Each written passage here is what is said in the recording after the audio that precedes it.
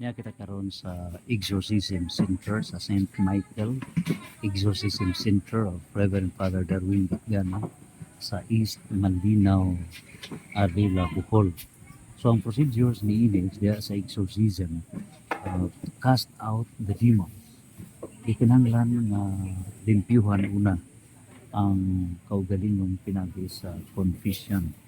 So mo ni ang ato karon nga mga pasyente sa nalain ng mga lugar sa suok sa Pilipinas niya karon, and we have the priest nag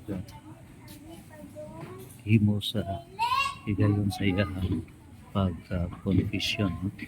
So mao kini niya doon na tayong mga sacramentals, muna kini holy water, holy oil o uban pa, kinitanan blisingan kini ni Father Darwin nga mo'y kauban kini alang sa healing, no?